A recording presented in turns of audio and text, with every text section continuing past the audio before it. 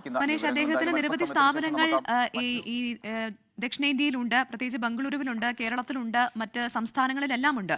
ഇതിൽ എവിടെയൊക്കെയാണ് നിലവിൽ ED റെയ്ഡ് നടന്നിരുന്നത് എന്നാണ് നമുക്ക് മനസ്സിലാക്കാൻ സാധിക്കുന്നത്? EDയും IT-യും ഒരുമിച്ച് റെയ്ഡ് നടത്തുന്നു എന്നുള്ളത് അതിൽ കൃത്യമായിട്ടുള്ളൊരു കാരണം ഉണ്ടാകുമല്ലോ. അതെന്താണ് എന്നത് സംബന്ധിച്ചുള്ള വിവരങ്ങളൊക്കെ നമുക്ക് ലഭ്യമാകുന്നുണ്ടോ?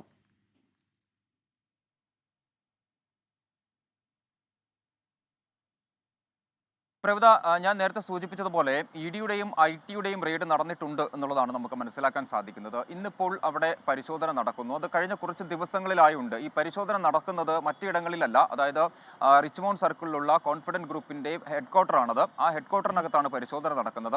അവിടെയാണ്, അതിനോട് ചേർന്ന് തന്നെയാണ് അദ്ദേഹത്തിന്റെ വസതിയും ഉള്ളതെന്നാണ് ഞാൻ മനസ്സിലാക്കുന്നത്, നമുക്ക് ലഭിക്കുന്ന വിവരങ്ങൾ. എന്തായാലും ആ ഒരു ഓഫീസിനകത്താണ് ഇത്തരത്തിലുള്ള പരിശോധന നടക്കുന്നത്. ഇതിനു മുമ്പും സമാനമായ രീതിയിലുള്ള പരിശോധനകൾ അവിടെ നടന്നിട്ടുണ്ട് എന്നുള്ളതാണ് ജീവനക്കാരിൽ നിന്നും ലഭിക്കുന്ന വിവരങ്ങൾ. അപ്പോൾ കുറച്ച് ദിവസങ്ങളായി എന്തായാലും ഇതുമായി ബന്ധപ്പെട്ടുള്ള പരിശോധനകൾ നടക്കുന്നുണ്ട്. റിയൽ എസ്റ്റേറ്റുമായി ബന്ധപ്പെട്ടുള്ള ചില ഇടപാടുകൾ, ആ ഇടപാടുകളുടെ രേഖകളാണ് പരിശോധിച്ചുകൊണ്ടിരുന്നത് എന്നാണ് മനസ്സിലാക്കാൻ സാധിക്കുന്നത്. ഇന്നിപ്പോൾ രാവിലെ മുതൽ തന്നെ, അതായത് കഴിഞ്ഞ ദിവസങ്ങളിൽ പരിശോധനകൾ ഏറെക്കുറെ എന്നാണ് മനസ്സിലാക്കാൻ സാധിക്കുന്നത്. എന്നാൽ പക്ഷേ ഇന്ന് രാവിലെ വീണ്ടും പരിശോധനയ്ക്കായി ജീവനക്കാരെത്തുന്നു, അല്ലെങ്കിൽ ഉദ്യോഗസ്ഥരെത്തുന്നു. അത് രാവിലെ മുതൽ തന്നെ ഈ പരിശോധന തുടരുന്നു. ഉച്ചയ്ക്ക് ശേഷം ആകുമ്പോഴേക്കും വലിയ മാനസിക പ്രയാസത്തിലേക്ക് CJ ജോയ് റോയി പോകുന്നു എന്നുള്ളതാണ് നമുക്ക് മനസ്സിലാക്കുന്നത്. അല്ലെങ്കിൽ ജീവനക്കാരിൽ നിന്ന് നമുക്ക് ലഭിക്കുന്ന വിവരങ്ങൾ ആ രീതിയിലാണ്. എന്തായാലും ഇതാണ് പ്രാഥമികമായി പോലീസ് നൽകുന്ന, അല്ലെങ്കിൽ അവിടെയുള്ള ജീവനക്കാരൊക്കെ നൽകുന്ന ഒരു വിശദീകരണം എന്ന് പറയുന്നത് ഇതാണ്. ഇതുമായി ബന്ധപ്പെട്ട് നൽകുന്ന ഒരു വിവരം എന്ന് പറയുന്നത് ഇതാണ്.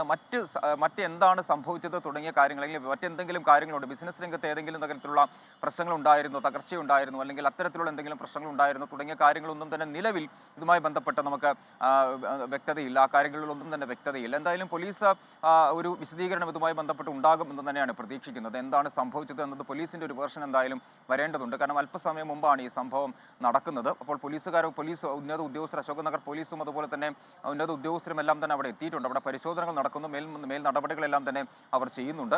അപ്പോൾ അതുമായി ബന്ധപ്പെട്ട് ഇനിയിപ്പോൾ അവരുടെ ഭാഗത്തു നിന്ന്, പോലീസിന്റെ ഭാഗത്തു നിന്നും എന്തായാലും ഒരു വിശദീകരണം ഇതുമായി ബന്ധപ്പെട്ട് ഉണ്ടാകുമെന്നാണ് മനസ്സിലാക്കാൻ സാധിക്കുന്നത്. അങ്ങനെയെങ്കിൽ എന്താണ് പോലീസ് പറയുന്നത് പ്രാഥമികമായി, അല്ലാതെ എന്താണ് പോലീസിന് നൽകാൻ കഴിയുന്ന ഒരു വിവരം എന്നുള്ളത് നമുക്ക് എന്തായാലും അറിയേണ്ടതുണ്ട്. നമുക്ക് എന്തായാലും നിലവിൽ ലഭിക്കുന്നത് ഈ രീതിയിലുള്ള വിവരങ്ങളാണ്. പരിശോധനയ്ക്കിടെ വലിയ മാനസിക പ്രയാസം ഉണ്ടാകുന്നു.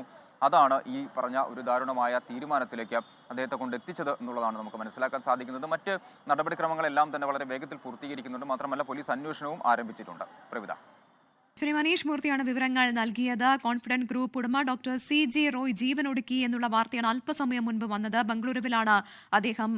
ബംഗളൂരുവിലുള്ള അദ്ദേഹത്തിന്റെ കമ്പനിയുടെ ആസ്ഥാനത്ത് വെച്ചാണ് ഇത്തരത്തിൽ ആത്മഹത്യ ചെയ്തത് എന്നാണ് ഇപ്പോൾ ലഭിക്കുന്ന വിവരങ്ങൾ അനുസരിച്ച് നമുക്ക് മനസ്സിലാക്കാൻ സാധിക്കുന്നത്. ആദായ നികുതി വകുപ്പും എൻഫോഴ്സ്മെന്റ് ഡയറക്ടറേറ്റും അദ്ദേഹത്തിന്റെ കമ്പനിയിൽ പരിശോധന നടത്തുകയായിരുന്നു. ഇതിനിടെയാണ് അദ്ദേഹം സ്വയം വെടിയുതിർത്ത് മരിച്ചത് എന്നാണ് മനസ്സിലാക്കാൻ സാധിക്കുന്നത്. ബംഗളൂരുവിലെ അശോക് നഗറിലുള്ള കോർപ്പറേറ്റ് ഓഫീസിൽ വെച്ചാണ് അദ്ദേഹം ജീവനൊടുക്കിയത് എന്നുള്ള വിവരങ്ങളാണ് ഇപ്പോൾ പുറത്തുവരുന്നത്. കൊച്ചി സ്വദേശിയാണ് റോയ്. കേരളം, കർണാടക, തമിഴ്നാട് ഉൾപ്പെടെ ഇന്ത്യയിലെ വിവിധ സംസ്ഥാനങ്ങളിലും വിദേശത്തുമായി റിയൽ എസ്റ്റേറ്റ് ബിസിനസ് ഉൾപ്പെടെ ഡോക്ടർ CJ റോയ്ക്കുണ്ട്. അദ്ദേഹം പ്രേക്ഷകർക്ക് ഒരുപക്ഷെ സുപരിചിതനാവുക റിയൽ എസ്റ്റേറ്റ് രംഗത്തുള്ള ഒരു അതികായൻ എന്നതിനപ്പുറം അദ്ദേഹം റിയാലിറ്റി ഷോയിലൊക്കെ കോൺഫിഡന്റ് ഗ്രൂപ്പിന്റെ ഫ്ളാറ്റുകൾ ഈ വിന്നേഴ്സിന് നൽകുന്നത് ഉൾപ്പെടെയുള്ള കാര്യങ്ങളൊക്കെ ചെയ്തിരുന്നു. ഇതിലൂടെയാണ് അദ്ദേഹം ഏറെ ശ്രദ്ധേയനായത്.